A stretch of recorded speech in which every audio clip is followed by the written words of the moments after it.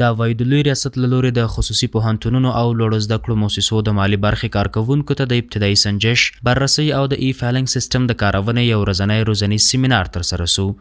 دغه سیمینار چې د عوایدو او ګمرکونو په ملي اکاډمۍ کې ترسره سو، پکې د خصوصي پوهنتونونو او لوړو زده کړو مؤسسو د مالي برخې کارکوونکو ته د ای فایلینګ سیستم له لارې د اظهارنامو ډکولو، کلني بیلانس چمتو کولو، د مالیاتو د تحصیل د پروسو او بررسۍ په اړه بشپړ معلومات وړاندې او د غوره پوهاوي په موخه ورته عملاً د اظهارنامو ډکول وښودل سول.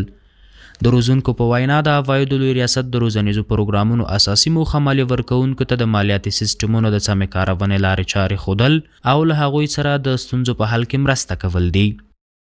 زمونږ هدف او مخه د دغه برنامې د دایرولو څخه دا ده چې د خپلو مالیه ورکوونکو ستونزو ته رسیدګي وکړو او هغه ستونزې چې دی همیشه ورسره لاس و ګریوان دي هغه ورته مونږ دلته جوته کړو او د حل لارې ورته وښیو. ګډونوال دا ډول سیمینارونه د مالیاتو په برخه کې د خصوصي پوهنتونونو او لوړو زده کړو مؤسسو د مالیاتي ستونزو د حل لپاره تر ټولو غوره لاره ګڼي او د عوایدو لوی ریاست څخه غواړي چې په دغه برخه کې له یاد سکتور سره لا ډیره همکاري وکړي ترڅو د مالیاتو د تحویل او تصفیې په برخه کې د هغوی ستونزې حل شي. خوشبختانه امروز ما فهمیدیم که انواع مالیاتی که ما مکلف به پرداخت از او هستیم چند نوع مالیه هست، چگونه ما مالیات خود را از کجا شروع بکنیم و به کجا